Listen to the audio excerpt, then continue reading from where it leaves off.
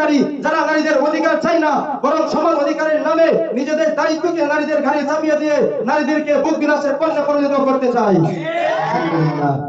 আলহামদুলিল্লাহ ওয়াহদাহ والصلاة والسلام على من لا نبي بعده أما بعد فأعوذ بالله من الشيطان الرجيم بسم الله الرحمن الرحيم هن لباس لكم وأنتم لباس لهن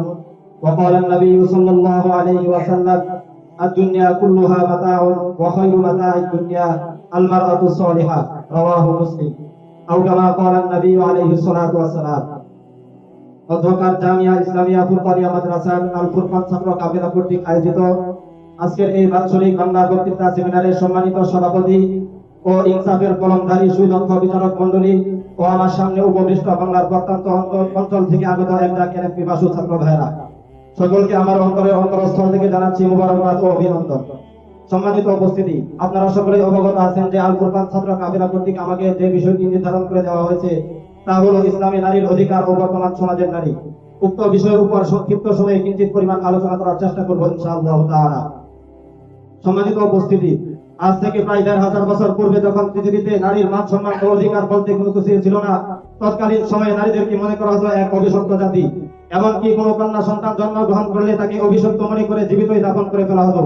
এবং কোনো স্বামী ইচ্ছা করলে তার স্ত্রীকে বাজারে বাদী হিসাবে বিক্রি করে দিতে পারত। এমন এক কঠিন পরিস্থিতিকে অধিকার বঞ্চিত নারীদের অধিকার ফিরিয়ে দেওয়ার লক্ষ্যে এই ধরার বুকে আগমন করেছিলেন বিশ্ব মানবতার মুক্তির দূত মুহাম্মদ আরবি সাল্লাল্লাহু আলাইহি ওয়াসাল্লাম, যিনি নারী জাতিকে লাঞ্ছনা বঞ্চনা ও অপমানের ভিন্ন থাবা থেকে রক্ষা করে শ্রেষ্ঠত্বের সর্বোচ্চ শিখর উন্নত করে ঘোষণা করে দিয়েছিলেন আল জান্নাতু তাহতা আকদামিল উম্মাহাত, অর্থাৎ জান্নাত মায়ের পদতলে। সেই সাথে সাথে তিনি নারীদের অধিকার বাস্তবায়নের লক্ষ্যে বিশ্ববাসীর সামনে নারীদের অস্তিত্বের গুরুত্ব ও প্রয়োজনীয়তার কথা তুলে ধরে শুনিয়ে দিয়েছিলেন ঐশী বাণী, ওয়াশিরুহুন্না বিল মারুফ ফাইন কারিহতুমুহুন্না ফাআসা আন তাকরাহু শাইআ,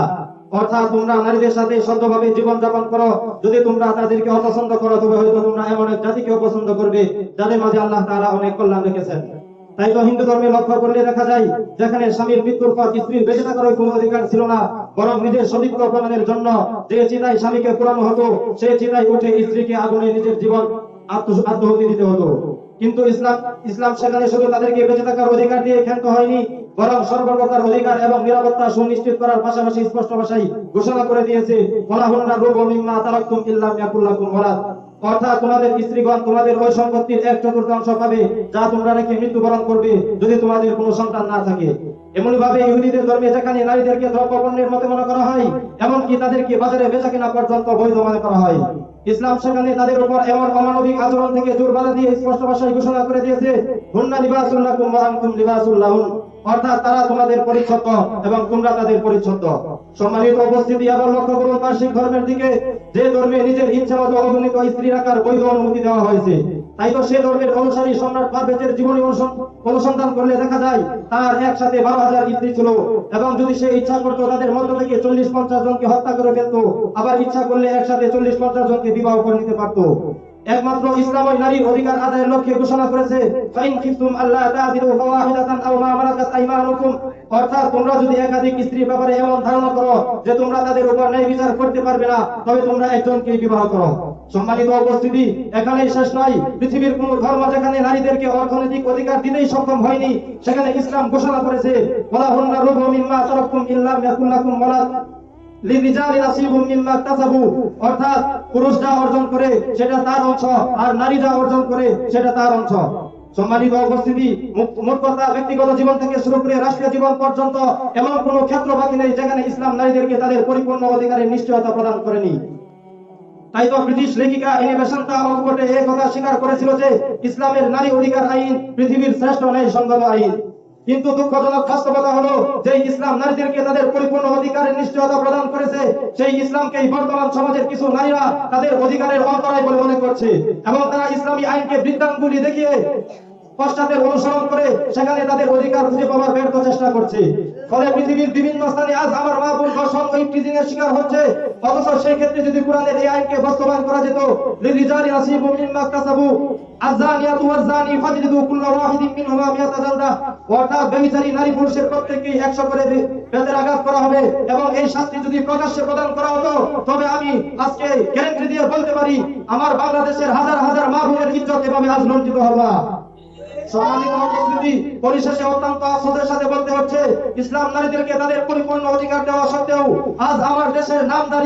আমার দেশের বুদ্ধিজীবী নামধারী ইহুদি খ্রিস্টানের দালালরা নারী উন্নয়নের নামে সমান অধিকারের ঢেউ তুলে আমার মা বোনদেরকে ঘর থেকে রাস্তায় নামানোর পায়তারা করতেছে। তারা বলে নারীদেরকে পর্দা করতে বাধ্য করা যাবে না, পুরুষের সাথে অবাধ মিলামেশায় নিষেধ করা যাবে না। মূলত এরাই হচ্ছে সেই নারী যারা নারীদের অধিকার চায় না, বরং সমান অধিকারের নামে নিজেদের দায়িত্বকে নারীদের ঘাড়ে চাপিয়ে দিয়ে নারীদেরকে বুক বিলাসের পণ্যে পরিণত করতে চায়।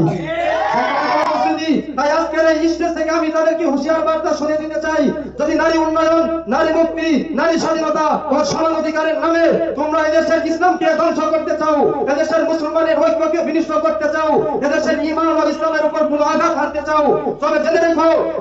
আমরা কিন্তু তাদের উত্তরসূরি যারা 200 বছর ভারতবর্ষ শাসন করার পরেও একমাত্র ইসলামের বিরোধিতা করার কারণে এদেশ থেকে ব্রিটিশদেরকে পালাতে বাধ্য করেছিল। সম্মানিত উপস্থিতি, তাই আমি তাদেরকে বলে দিতে চাই, যদি তোমরাও এদেশের ইসলামকে ধ্বংস করতে চাও, তবে এদেশের তৌহিদি জনতা তোমাদেরকেও এদেশ থেকে পালাতে বাধ্য করবে, এদেশ থেকে পালাতে বাধ্য করবে। আল্লাহ তাআলা আমাদের সহায় হন। ইনশাআল্লাহ আবার দেখা হবে জাগরণী কোনো মঞ্চে। আজ এখানেই শেষ করলাম। নাসরুম মিনাল্লাহি ওয়া ফাতহুন করিম। আসসালামু